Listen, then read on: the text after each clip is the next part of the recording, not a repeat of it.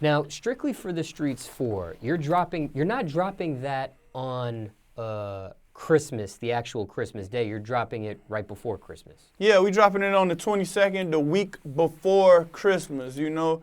And then I really wanted the veer to the thing playlist because honestly, at this point, I don't even know if all this music would fit on one CD. I got like long songs, like some of the songs like 3.5 minutes and shit.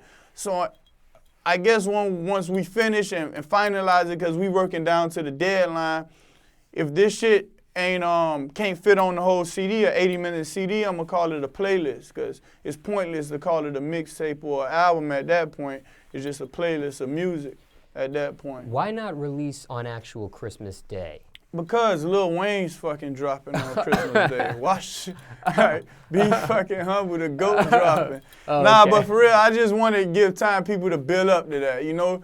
Everybody going to be out shopping that weekend and shit. People going to be, you know, it's going to be a time where flights coming in, family hooking up, you know? Give it to them before Christmas, you know, by Christmas. And I'm having a big party in Miami on Christmas night. And I want people to damn near know some of the shit that's dropping on there, you feel me? Have you ever released have you ever released music on Christmas before, either Christmas Eve or Christmas Day? I don't think so. Okay. I don't remember, not that I recall. So you kind of stayed away from it always on purpose? This time I did. This time I just felt like it was just fun to just put it out before Christmas, you know? Like, you know, it need like 2-3 days to circulate all the time anyway. You know, when shit drop, you don't listen to it that day all the time, you know, as a person that's really out there making moves and living everyday life. It's hard to just listen to some shit like that, so. Now, you actually have a party on Christmas night.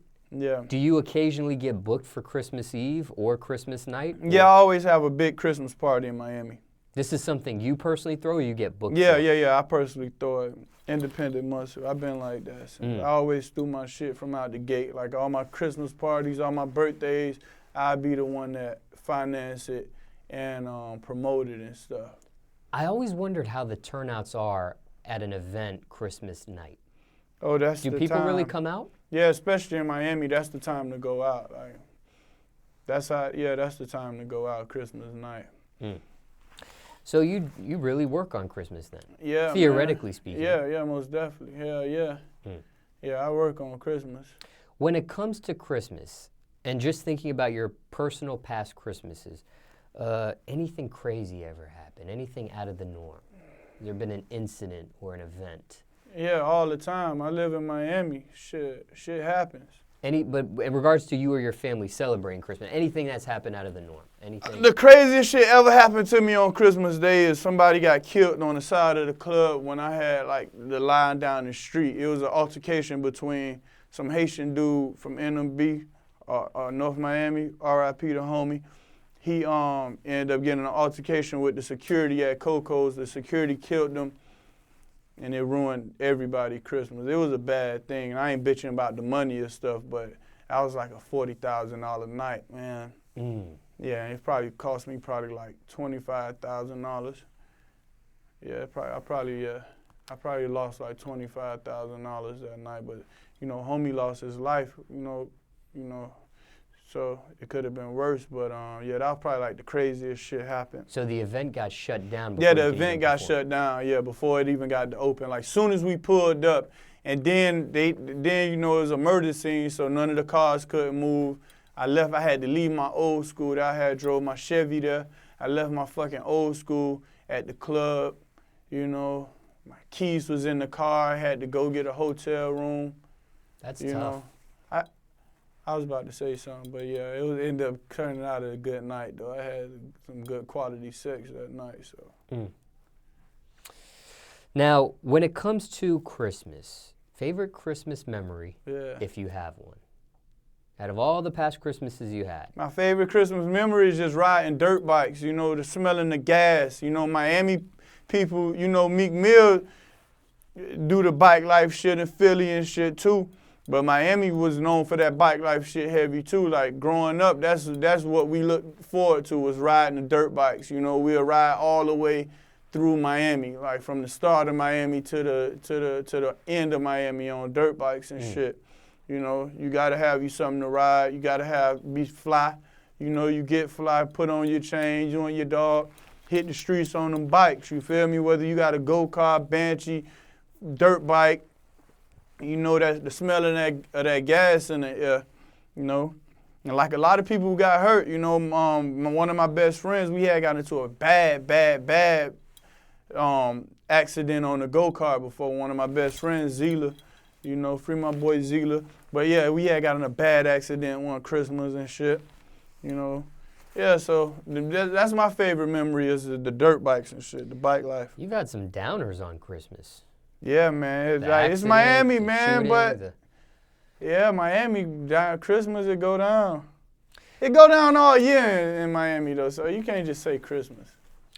Now, when it comes to Christmas, obviously Christmas music, Christmas movies, that can be a big thing. Do you have a favorite Christmas song? Michael Sterling. Michael Sterling. Thanksgiving, Christmas, crying on New Year's Eve, on a holiday. Boom, boom, boom, boom. That's your favorite.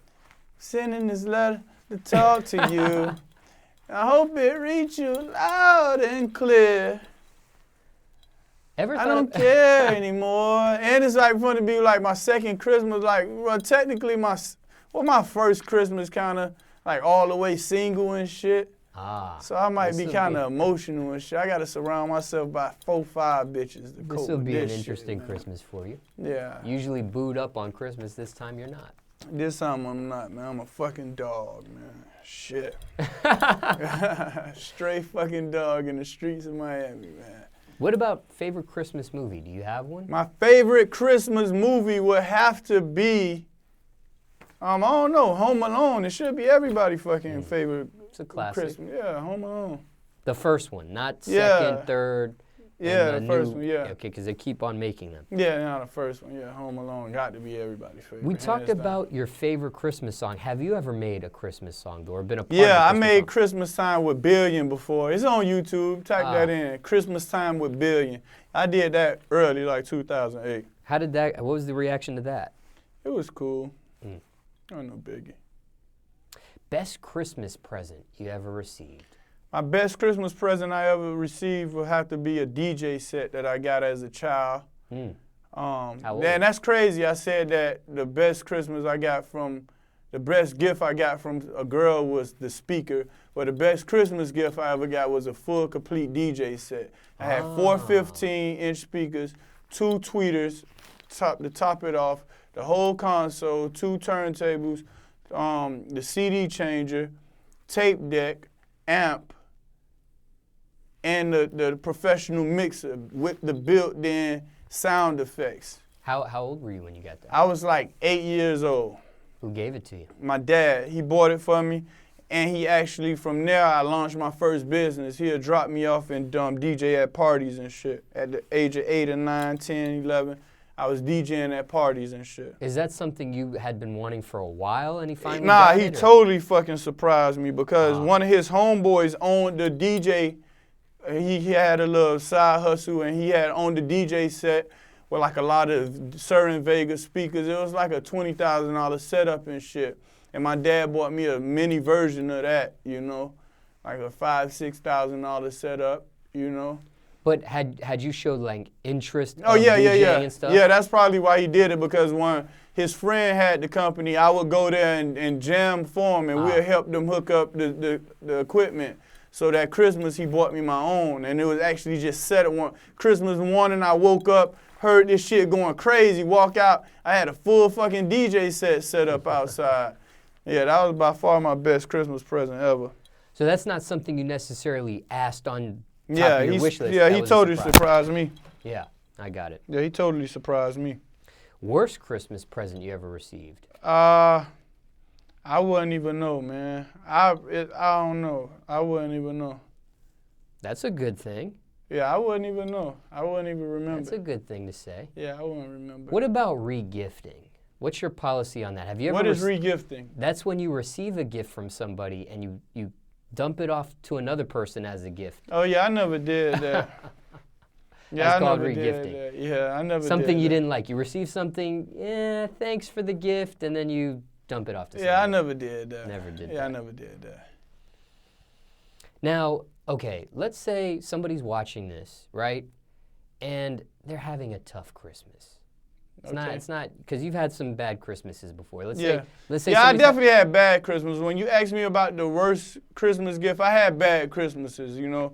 It was at a time when my dad, right-hand man, went to jail and shit, you know, shit slowed down for us, you know. I had bad Christmases before, but I don't, like, dwell on them like, oh, it was a bad Christmas. It was just slower than others and shit. But you always had gotten something. You never went empty-handed on a Christmas. Yeah, you know, I learned that it's the thought that count at an early age, and I was the type of person who ain't really want for shit. Like, even I'm like that now, like, I don't really dwell on what I don't got, you know. I just make shit happen with the shit that I do got, so, you know, I could do without. I always been that type of jit, too.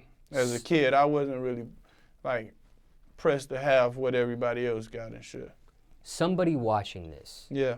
They're having a tough Christmas. Any general advice you have for that person watching this right now? What would you tell them? Man, just always remember that it could be worse. If you having a bad Christmas, just remember it's always could be worse, you know, especially if you alive and free, you know. And even if you're not free, you could be not alive, you know. So it's always a worse.